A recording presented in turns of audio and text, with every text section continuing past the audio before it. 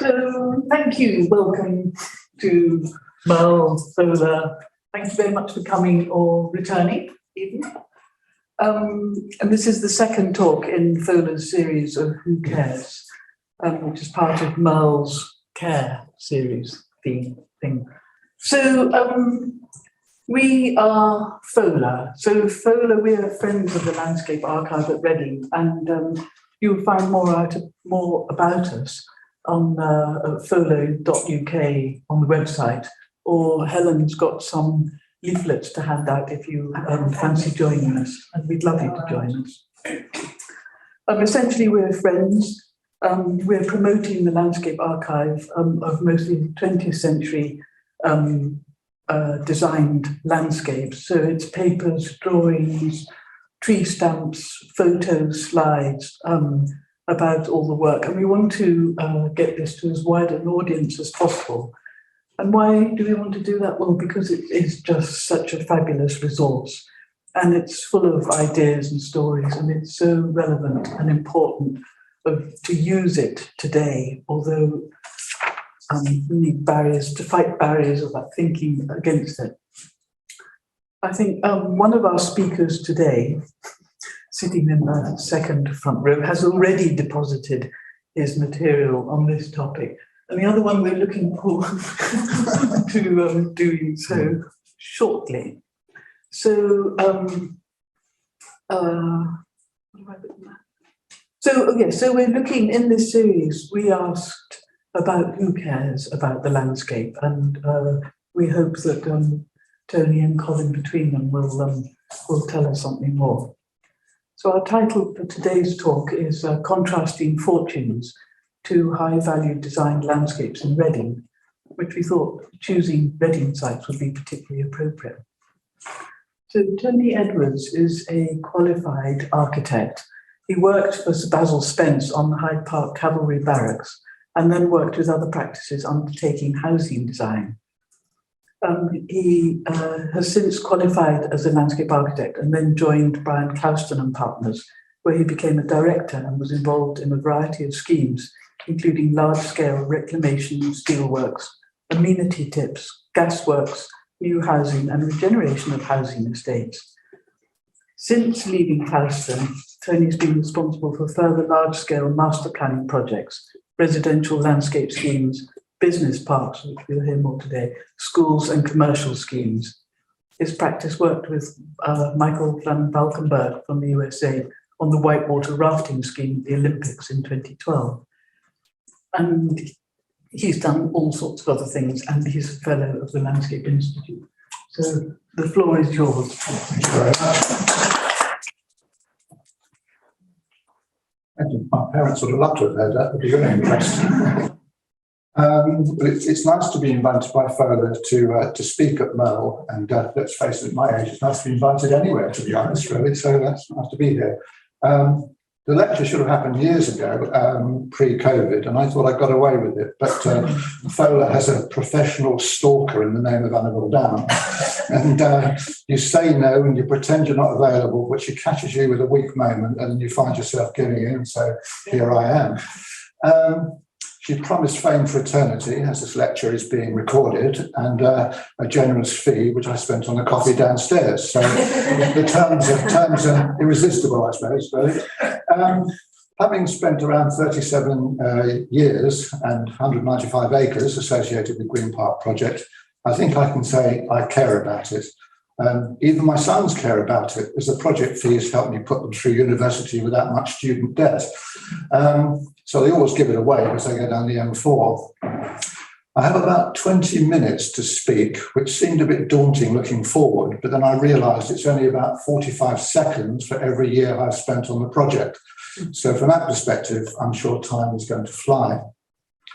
Many people cared for the project in various construction teams. We had team bonding sessions, such as joining in the Round the Island yacht race to see if we would work well together and look after each other if a team member was capsizing or drowning. I think we all agreed we could afford to lose the quantity surveyors, as they were so strict with some of the project budgets. I'm not going back to the very beginning of 1985. At this time, the project was not even called Green Park. It was called Axiom 4, which was at Junction 11 on the M4. Snappy, isn't it, really? Anyway, there was no access to the site. There was a civic amenity tip at the entrance area. The A33 relief road did not exist, and the land was low-lying, poor-quality floodable fields. The basic assumption in the plan was that the site, when it was developed, would have one central road with development on either side of the road, and the necessary flood attenuation scheme would be wrapped around the back in a channel of the site. The land was mainly owned by farmers, the Bucknell family. Remember Bucknell, I'll come back to them in a minute, with other land owned by the Englefield estate. It also straddled 3 planning authorities. You think getting planning approval from one authority is difficult? Try it with 3 for the different funding arrangements. In the tradition of poetry and landscape, the project also attracted an ode, not to the quality of Wordsworth, Shelley or Byron, more sort of Pan airs, to be honest, but I will read it out as an introduction as it serves as a site description. It's the Green Park, the Promised Land. It was not a propitious beginning. It was level and boring and flat. On its boundaries, 2 waste tips sat brooding, seeping methane from all sorts of crap. It flooded in regular cycles. Only willows could make any mark. When we thought of a name to call it, the most logical name was Noah's Park. Archaeologist surveys proved telling as they sifted through soils thick and thin. The Neanderthal tribes who had died there were buck-nosers, just couldn't swim. There's 3 pages of this, but I won't go on. You have to know it anyway. Going forward, a decade of funding problems, financial crashes, the Maastricht Treaty, European unity and a single currency, there was a new master plan, and Foster Associates joined the team as the architect master planners. So if we could go to 1, that would be hopefully working now. It'd be me, won't it? On. Yeah, this is where I get the technology right. Not moving forward. No, it's working. Top left-hand corner, you see the very crude development platforms. These are at the 1 in 200 year flood level. So before anything happened that you might regard as landscape, it's actually civil engineering. And you can actually see the big development platforms. The one going across the site is a line of willows that were already covered by TPOs as well. At that stage, when you look at the bottom right-hand corner, you see the M4 going here. And there is no development at all. There is a big green finger coming down, which is where the football stadium was going to make an appearance as well. The middle one there, you can actually see the flood channel being created because we had to accommodate the possibility of high water levels and flooding occurring while we were actually doing the building. The green area, as you can tell, is the actual shape of the site. With a lot of gravel extraction, you can tell the way the landscape has been chewed through by gravel companies and a radical change made for landscape. This is the main site plan, and you can see we have a central water channel going through here, and we've got north and south entrances linking on to what would be the new A33. At that stage, all the main channel is about 80 metres wide, and there was the Speedway Stadium up on the top right as well. So this is how we actually started to do earth shifting. You can imagine in some cases where we were building up higher for the roads and going down for the water, you get 4 or 5 metres change in level.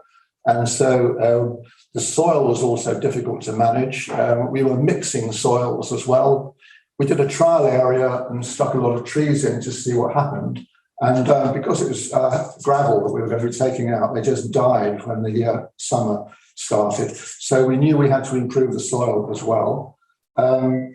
Stripping it and storing it was an exercise in its own right as well. The revised master plan lost about many acres of development, costing about £10 million. the team had to remember that every square metre of developable land was worth £500. The landscape will had to meet the financial won't in some cases. Some hasty refinement of the plan was called for. Also required was a new access road, which cost 17.5 million. So the clients weren't very keen on even building one development to start with, because if you've got to pay 17.5 million to get to it, there's no profit in it. So there are all sorts of jugglings going on that sort of cause one issue to be solved. This was like the A33 relief road as it was being created. You probably can't see at the very top left-hand corner where there's a yellow line, which is the line we're going to take from what was the original roundabout on the M4. It was the subject of a potential public inquiry because you cannot use compulsory purchase orders to give an advantage to a private client. So effectively that road layout took the A33 relief road through to Reading, and that hook took you into the stadium. But you can tell it's not the way the entrance looks now. But we're all expecting to have to go an inquiry and be cross-examined and all the rest of it. And then everybody caved in at the last moment. So that was a relief. And then having got the envelope agreed, we could then replan the entrance to the park from that envelope. The flood relief scheme, requires a central channel for flood conveyance, which is 80 metres wide.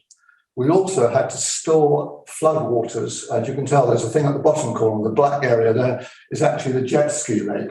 So the local authority were very keen that we could actually take annoying activities from other places around Reading and put them on the jet ski area because it was right next to the M4 and they could make as much noise as each other could make, really. So that was fine, really. We had ROSPA approval to make sure people didn't drown as well. As you can tell, the water levels do fluctuate. The two views to the left, you can tell it's the same bridge, but that's what happens when the water level goes up as well. So, and that's another bridge that's gone underwater as well. One of the difficulties was actually doing the works and not knowing how the weather conditions are going to work out. The middle, where the back actor is there, we impounded that small water channel and tried to see what the water would be like, and it turned into green soup. It was very shallow and appalling. So we thought we could oxygenate it if necessary, but we thought we'd carry on going just to wait to see what happens when you've got a much bigger body of water and the wind is blowing through it and it breaks up the algae. Also, those flood fingers, the water in there would be pushed forwards into the main channel by the road drainage. When the rain came on the roads, it pushed it at the ends and pushed that back into the central channel again. The bottom two corners here, you see on the left, going to that, what was the dump of where the stadium is, and the final corner, right-hand corner, that's going across Longwater now and going up to the stadium as well, where there was a new path being created up to the stadium as well. We had to get rid of some willows from the central channel. As you saw, the channel goes east-west. And the channel goes north-south, and some of the willows go east-west, so we had to dig them up out of the way to get the channel to come through.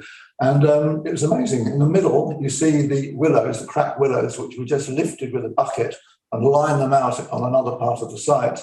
And here they are, 100% take. So it goes to show cracked willow is tough as old boots, really, when you come down to it. We also had a 3-year pollarding program as well, because these were the only initial trees on site. So we would do a 1 in 3 cycle, cut one, wait 2 years, cut the next one, wait 2 years. So we gradually pollard them into their sort of old regime, which has enabled them to stay, and they're still a feature of the site today. This was some of the conceptual project realisation. The view in the middle there with the pipes is exactly the same view as the one on the right-hand corner. This is standing on where the road entrance road is going to be, and you can see the shape of the water there, but without any water in it. And that was the first building we're going to do, which was 100 Longwater Avenue, which was the Foster's building. So this was how we set the scene there. The good thing, perhaps which was unusual for the time, was that all developments were subject to a design panel review, and that had the client, the commercial surveyor, the architect, and me for landscape. So it was unusual, perhaps that many years ago, to have actually had the power to accept or reject some architect's proposals. We don't often get that, really. We usually get kicked around by architects, so it's nice to do the kicking in the opposite direction, really. So it worked out very well, but it gave us a consistency on approach, which seemed to be to the benefit of the park now. These are, say, some of the various developments where we've got the mature landscape of the infrastructure absorbing at an appropriate scale some of the big buildings that have actually come along, as well as the on-plot landscaping as well. The unusual thing about the plots was that there was a requirement for 30% on-plot landscaping. And the only way we could achieve that, because we didn't want buildings sitting in a car park, was that all they had to be decks, like either double-decked or treble-decked, in order to actually get the quantity of landscape that we seek to have on the park. And we wanted to keep remembering that it was called a park, so it actually needed meaningful landscape, not just token areas around the edges overall. The wind turbine, that was an interesting one to put on there as well. I suppose it's more symbolic than it is beneficial. It's probably one of the worst performing wind turbines. Reading is not famed for its gusty wind speeds, I think, overall. And you may well drive down the M4 quite frequently and see the blade sitting there static overall. But in one sense, it appealed to the idea of sustainability at the time, before, I mean, wind turbines have come around a lot more often now. There were some thoughts about it. It looks funny critiquing it looking backwards, where people said it would be noisy. I said, well, if you're standing next to 6 lanes of the M4, believe me, it won't be noisy. They said we'd have a sort of bird's nest. The blades would act like some sort of blender, and we'd actually have sort of pate on the ground where the ducks had flown into it. We haven't had any bird nests either. It would also go to cause crashes on the M4, where people would suddenly see it. And they said, you won't suddenly see it, you'll see it from about 3 miles away. There'll be no surprises when the time you get to it. So looking back on the concerns, they were all gone. It's useful, obviously, as a teaching tool now, because the kids can come along and see the meters are going around and all the rest of it. The tennis court, which you can't see next to it, will act as a base. If they ever need to put the crane in to take the blades off again, that's where there's a slip road you can't see that wraps around the bottom of it, and the crane puts its outriggers out and it goes up and takes the blades off as well. So these practical considerations were always informing the design as well. The ecology is unusual now. The park has actually got a biodiversity plan and biodiversity awards. We've actually got all sorts of bird species arriving now. We haven't actually, to be honest, seen an otter, but there were reports of otters in the canyons, etc. And we thought they'd arrive sooner or later, so we took a leap and thought we'd like it again. The water voles liked it. We were putting in stretches of ditch in some areas next to the TPO woodland to increase water vole areas. We've seen something like 56 different bird species or more. I've seen little egrets and things like this as well. And also people go out with bat recorders as well. I mean, I didn't know that bats did their sounds at different frequencies, but when you're standing there in the dark with the receptor, it is scary to think these things are around your head and you don't see them. It really is impressive. And of course, with the water creating midges, etc., it's a very rich feeding ground for bats as well. It's got the amenity value as well. There's the fishing, the Reading triathlon or half marathon, etc. That was something in Grimes Square for amenity, a cooking event going ahead as well. So to some extent, this is a 3rd or 4th generation business park. The 1st generation business parks were basically like trading estates with a few more trees in. And then learning from that, the actual business parks had more facilities. Cambridge discovered that they had this idea that there would be like a research scientist would be sitting next to a biochemist and they spark off these brilliant ideas, except they never met anywhere. They came along with their sandwiches and sat in their building and went home again because there were no central facilities. So Green Park has actually got Lime Square, it's got sports facilities, it's got a creche, it's got all these sort of backup facilities where people can actually interact with each other. And so, and in that extent, as we get onto residential next to it, we're onto a third or fourth type of business park form, really. As you can tell, the top two left-hand pictures, that's some years apart, but that's actually the same table sitting outside 100 Longwater Avenue. And you can see how the landscape is maturing as well. These two ones on the right have got impounded water. They because the natural water level is about 36, level 36. These are on platforms of about 41. So obviously any water, if you made it natural water, would be like a big hole in the ground in the ditch. So these have all got butyl liners in order to actually give the water appearance, but it's actually raised up to a high level as well. So so these are some of the amenity areas that have been created as well. Maintenance, we've got a maintenance base on the site with a staff of 12. And it's a constant issue, really, of and care for the landscape. You might get flood damage, wear and tear, litter, snow. There's reed management. We've got lots and lots of spreadsheets in order to actually evaluate what has to be done, how it's paid for, and how it was tended as well. So, just this. It's like a continuation, really, I suppose, of a tradition. We've got Repton, who you may know, that's his calling card from 1788. But to some extent, we're almost in his footsteps. If you look right below him, you can see we shape the water, we shape the land, and we're actually doing nothing any different, except we're probably making sure that we actually try to cut back on some of this encroaching vegetation. Repton's befores and afters all seem to be losing quite a bit of vegetation from the margins, but we think, you know, we are carrying on the tradition of 200 years ago, really, except we don't necessarily have a philosophy behind it. It's whether there's meaning in landscape or not. We'll have to wait and see. Is keeping some of the existing trees. The one in the middle with all the trees on was the original scheme that we put in, but then of course we were expecting that we may have to thin them out. And so the one on the left shows what happened when they got remodeling the entrance and we lost trees as well. One of the big remaining oak trees with a TPO on it found itself with a 4-story building as a neighbour, but that was protected as well. And some of these piles are summer piles. One of the issues when you've got sloping ground and water levels going up and down is the dry path is driven a long way back from the water edge. So we have to have summer paths as well as winter paths. So this enables people in summer to get very close to the water and enjoy that as well. Just about to finish. There's a constant issue about stopping colonisation happening. So we can't really describe it.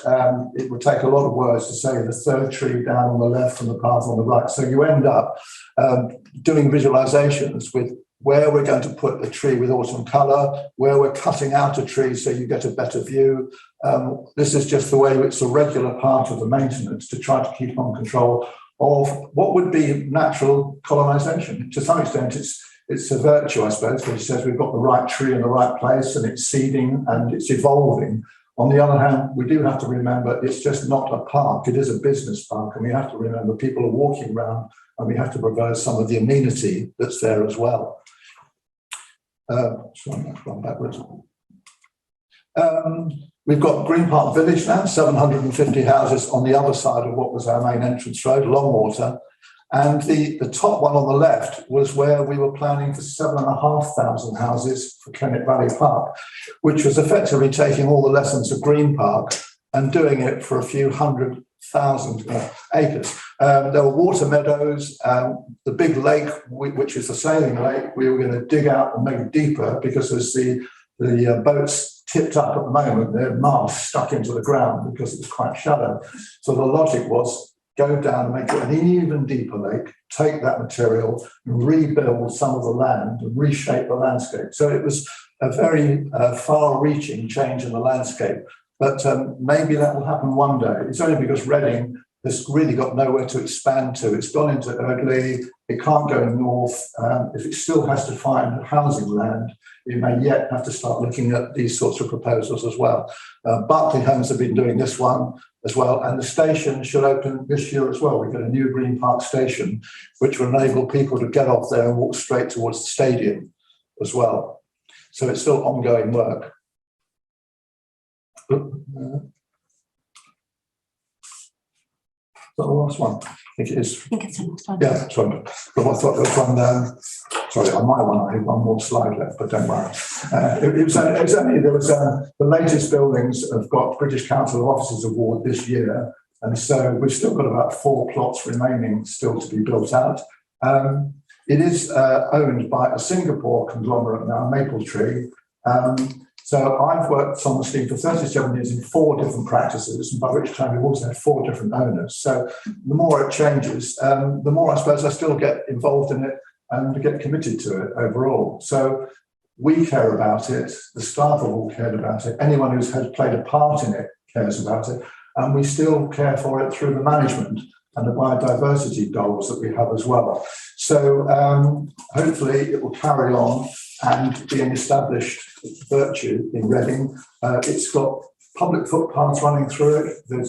Unusually, it's got no areas where you put chains around or fences around the buildings. It's a very open landscape because all of the security is done with cameras and it's not intrusive as well. So we can only say, hopefully commercially it's a success, and environmentally it's a success as well, because we didn't actually destroy anything in building it. It was already poor quality land. And so everything we cared for, we kept that was of value. And we've only added to it as well, as the state diversity of the species, which we see there today, testifies to. So feel free to walk around it.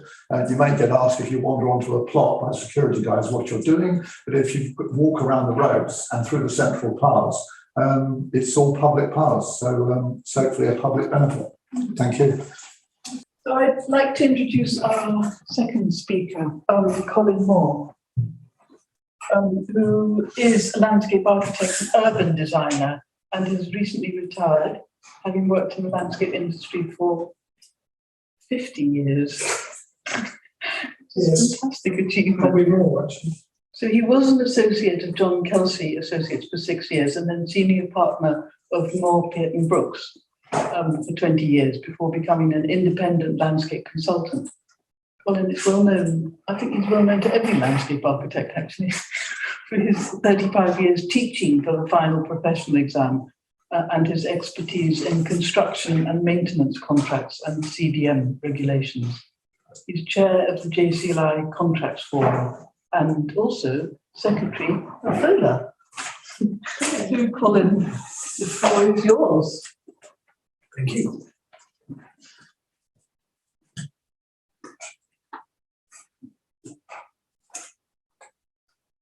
Right, good afternoon, everybody. It's actually good to be doing a live event rather than Zoom. I do hate talking to television, to the computer screen. It drives me mad. Likewise. Yes, it's awful, isn't it? Anyway, Broad Street, Reading. It's Reading's main street. It's High Street, if you take the general definition of High Street. And it was the main street that ran through Reading Town Centre. So it was a trafficked street. Horse and carts, all that sort of stuff. It had trams for a long time, and it got busier and busier and busier with traffic.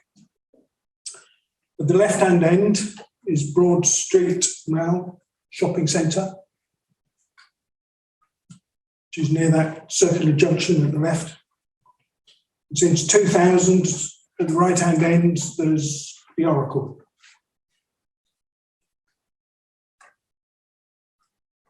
In 1969, the IDR was opened.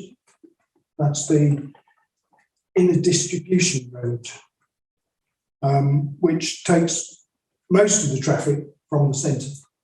And that opened up the opportunity for traffic restrictions into the centre and eventually pedestrianisation.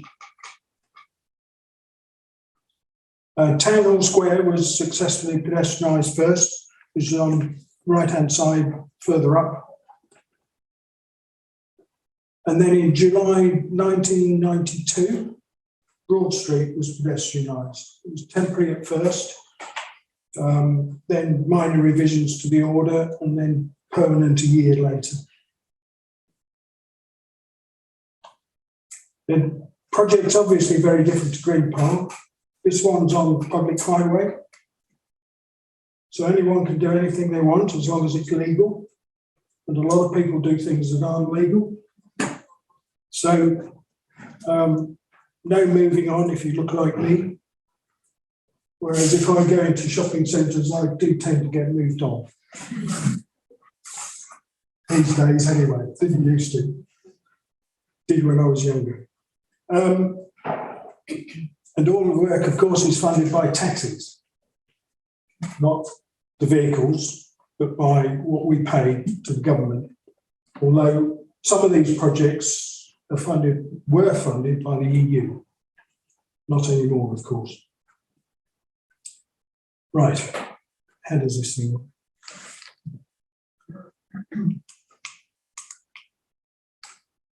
Right, so 1992, that's what it looked like.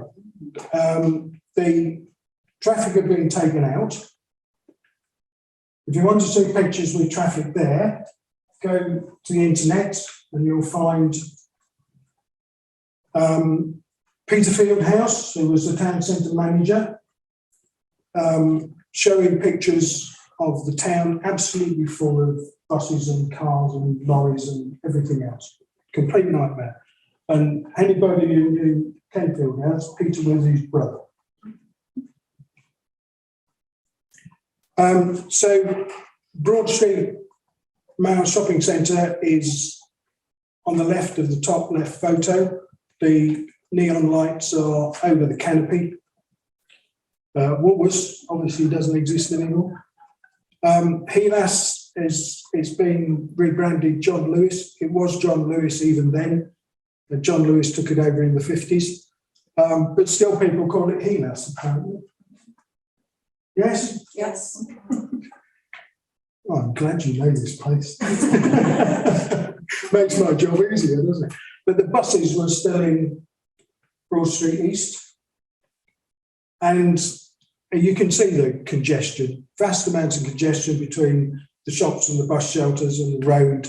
And you can imagine it when it had lorries in it and cars as well as all the buses. Absolute nightmare. But it was really congested with buses even after it was first pedestrianised. Got rid of the buses, I think it was about 98. Yeah, 99, somewhere there. Now, I'm going to go back. So,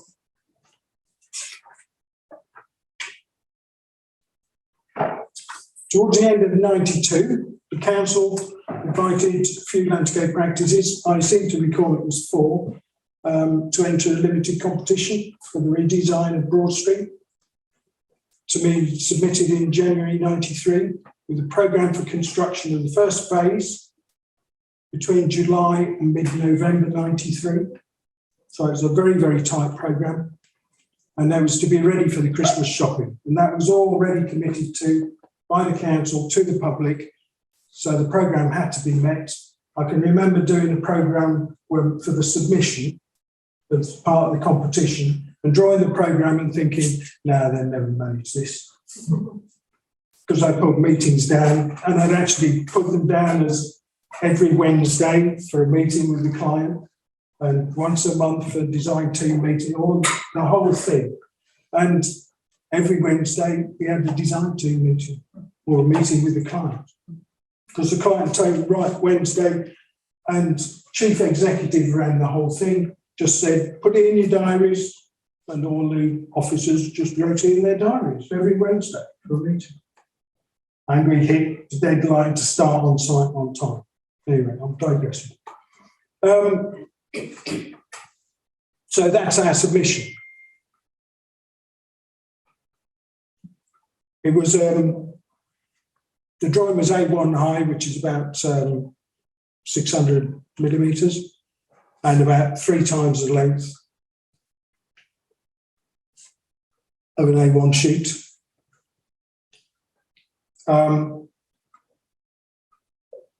And printed on sepia print and watercoloured, etc. So anyway, Reading's famous for 5 Bs. Top of the list, we got bricks. Many brickworks around Reading. The famous red and the silver grey bricks, the Old Town Hall, typical example. There's many examples of brickwork all around Reading. So the street is almost all brick, as you probably noticed. Biscuits, Huntley and Palmer, there's an exhibition downstairs. So the archives at MERL. And yes, we ate a lot of biscuits during the project. Beer, Simmons Brewery, established 1785 in Broad Street, moved to Bridge Street until 1978. And then it had been taken over by Courage in the 60s. And the Courage Berkshire Brewery, beside the M4, which was beside Green Park, operated from 1980 to 2010. Probably remember that massive chimney next to the motorway. I actually worked on it in 79-80, and the mounds at the front were my work, the planting on them, except that's the old conifers, which were added later. And of course, beer, we drank quite a lot of that too during the project. Bulbs, which is the 4th B. Sun Seeds, founding in Reading in 1806. It was management buyout in 2014. I don't know what's happened to it since, but the archives at MERL, I believe. Yeah, so it all connects. And the last thing is the Bayer Tapestry. The only full-size replica is in Reading Museum. And if you look at the drawing, there's a few subtle references to the Bayer Tapestry. The strip along the top of the bottom, the 45D angled coloured stripes, the whole thing is reminiscent to the Bayer Tapestry. When we did the presentation to try and get the job, we presented everybody there with a copy of the plan,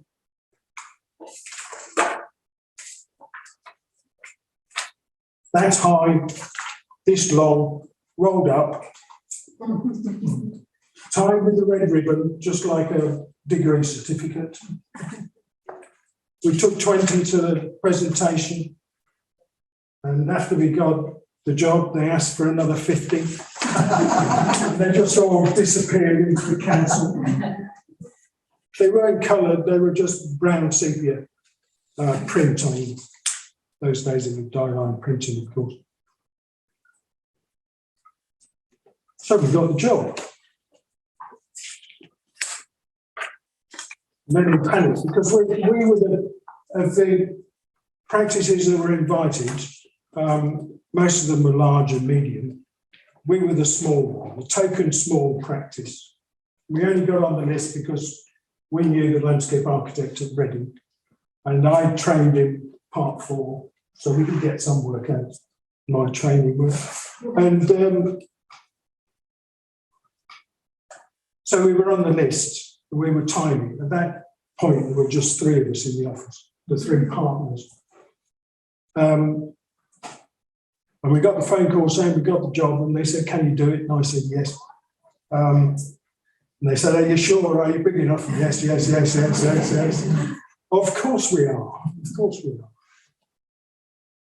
And then, of course, we got queried, "Do you really want brick everywhere? Do you really want brick? Why not some patterns? Why not?" No. Keep it simple. So we were actually appointed for all 3 phases of the job as lead designers and advisory to the contract administrators who were going to be engineers. During the construction project, that's advisory.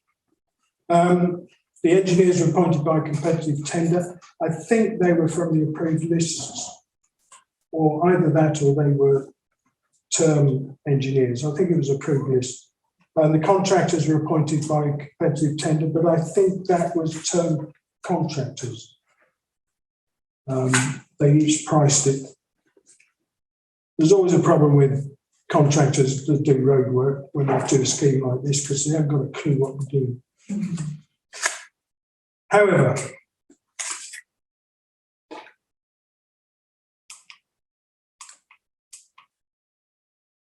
right, so that's phase one.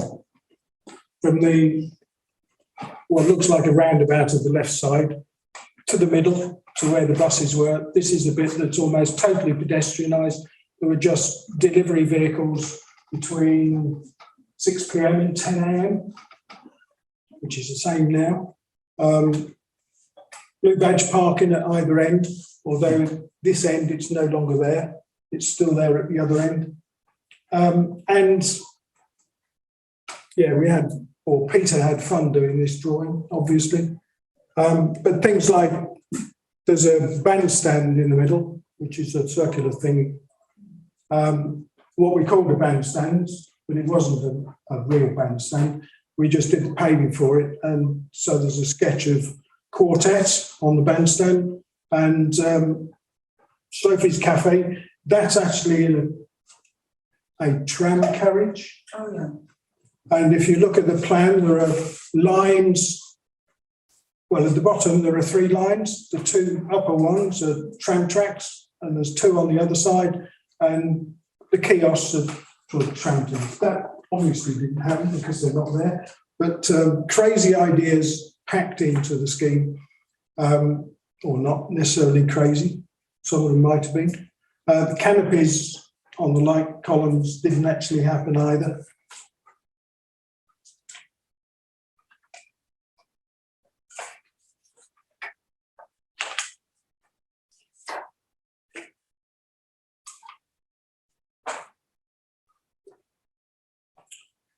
There we are. One on the right is actually just after it was built. The one on the top left is later. And the lights reflect the columns and cable hangers which were for the trams. They're almost identical. The two armed ones almost identical to the ones that would serve the trams originally. And you can see all the pictures on the internet of the trams. The budget was extremely low. So we didn't have any money to dig up the road. There's almost no digging at all. The carriageway was filled in with the blocks on top. The footpaths were widened at the edge a bit, but it was all done without excavation as much as possible. And the reason is we had 500,000 budget. If you start excavation or moving services, or if we found tram tracks under there and had to move them, the 500,000 would have gone. So you don't spend money in the ground unless you absolutely have to, because you can't see it. There's no point. So the bottom left picture, the reason that picture's there, apart from showing the seat at the bottom of the column, next to it to the right is a GPO box, telephone cables and all that sort of stuff. And you'll see it doesn't line up with the granite strip. And it's stood on a little concrete plinth. And that's entirely because the cost of actually just dropping it that amount was 600,000. And you sort of think, well, there is absolutely no point. You leave it where it is. And now there are 3 boxes. I don't know quite why. That one's gone, but there are 3 in that area. And that's next to Smelly Alley. Do you all know what Smelly Alley is? Yes. Ooh, good. Union Street. Fishmongers in there. But it's been called Smelly Alley for many, many, many, many years. That's the fish one. The meat one, in the middle of Broad Street East, there used to be a line of little shops, which was all meat, and that was also rather smelly, apparently, because they were very, very tiny shops. Oh, just a detail of the light. The image from the original sketch drawing. It's just plonked in on the right. But they've got banners on them and hanging baskets, as well as the lights at the top. They can have 1, 2, 3, or 4 lamps on the top, and there's all different orientations for the banners and the hanging baskets, depending where they are in the street. And you can see all of that, although there's not many banners left, or new banners not being put up, there are still some hanging baskets. This is the bandstand bit. And yes, we did get a quartet. I don't know whether that was arranged for the opening or something like that, but somebody was there at the right time to take a picture of the quartet. The real thing. And it is on that bandstand because that's the only place where there's that pattern of paving. On the left is just after it was built. The bandstand was a competition among artists, and after the street had been done, so that you could see the space that they've got. And that's it, 2022. The only thing I noticed, there was a little piece of wood missing off the seat, but I'm sure there's been more things have happened to it and it's been looked after pretty well. There it is a couple of weeks ago, just before the bank holiday, hence the bunting up, unless it's there permanently. But there are kiosks everywhere. There's even coffee. Cafes have got sitting out areas in the street. There is behind the plants, there's people sitting out.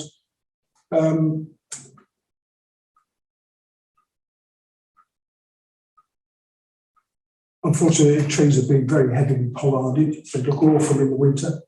I do wish they were a bit lighter with their pollarding, but they're a bit out of proportion at the moment. Hopefully they'll grow. Of course they will grow, but hopefully they won't get pollarded so hard next time or so quickly.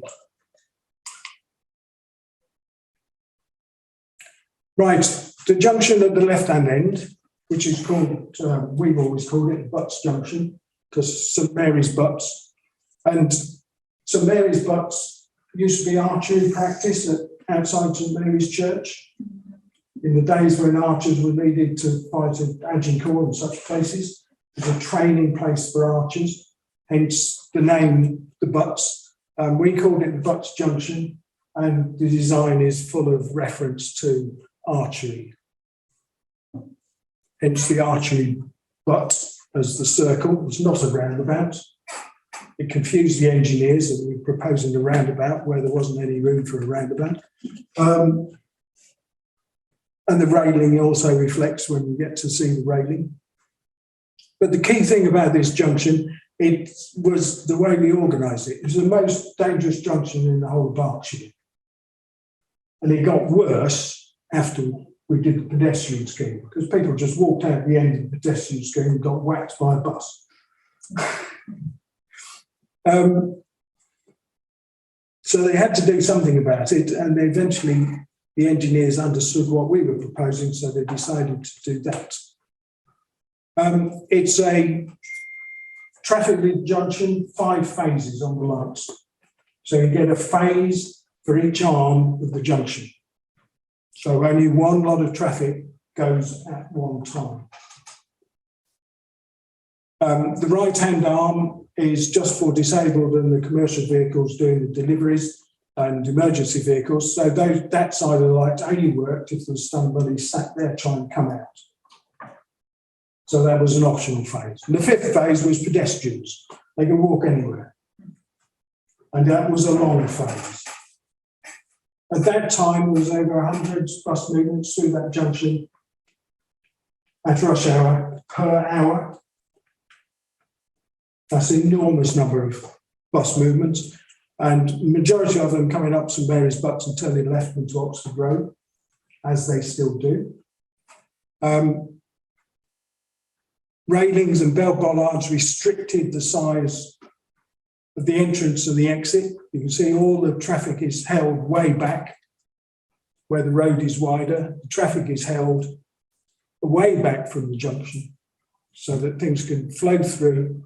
And bell bollards meant that they could only go very slowly through the junction. And we actually had a bus on site to set out bell bollards to make sure it could only go through very slowly. The bell bollards have gone off the Oxford Road side, as a section of fence, which I'll talk about later. But it really made the traffic go slow, and there were no accidents on it at all, except for one, for about 10 years. And the one was a police car that decided to go through too fast, and Officer Mary's bullets was shot into the railing. And that's the bit of railing that's gone, so perhaps it wasn't replaced. Colin, I'm sorry to be a pest. Am I running out of time? Yeah, I knew Probably it. to have some questions. Yes, fine. Well, I'll just run through some pictures. So you see the Butts Junction and the railing. You can go and see it. You've probably already seen it. Bows and arrows, quivers for the posts, arrow tops sticking out the top of the posts. Things have changed. It's no longer traffic lit, and they've widened the Oxford Road entrance, and the buses come round really fast. So it's an absolute free-for-all at the moment. I don't know if anybody's been injured. And of course, bits fall apart. That looks like service excavation.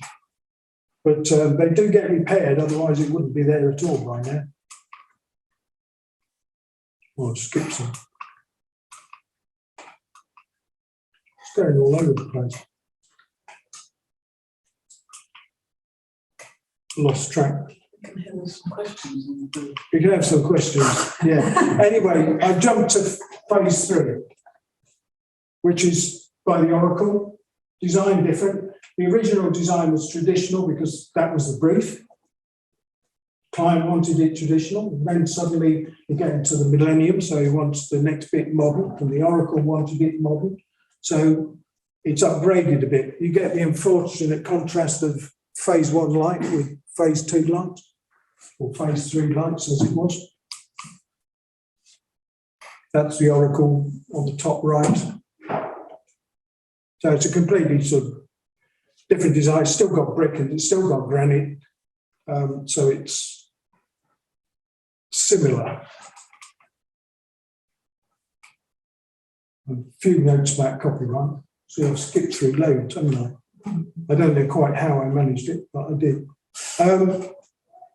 There's one thing I want to raise if I've got 2 minutes, which is a different project, Oxford Road. 1 minute. 1 minute, Oxford Road. I don't know if any of you remember this, I'm going to skip that one. But Oxford Road, up by Battle Library, that sort of area, and a scheme at the same time. This was one we did with environmental artists. It's all gone.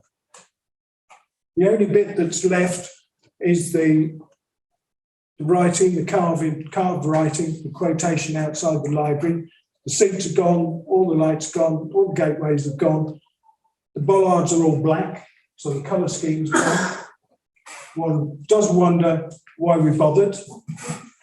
The only thing that's still there is the footpaths. The footpaths were very innovative. You can hardly notice, but they go straight. They're absolutely straight. There's a strip on the right, which is all the junk. Street furniture, signage, traffic lights, cars, trees go on the strip on the right. Footpath goes straight through and is raised where it goes across every road. And the Highway Code has just recently said that those people get priority, whereas this was originally designed for priority, 20 years ago or more. So, just a question. Was it a waste of time? Was it a waste of money? Because it's all gone. And I have another question. Since you all know Broad Street, how much work has been done to repair it over the past 30 years? Because the original bit is 30 years old. You must have seen roadworks being done, and paving relaid and all of that sort of stuff. So it is being looked after well. Not like this one. Thank you.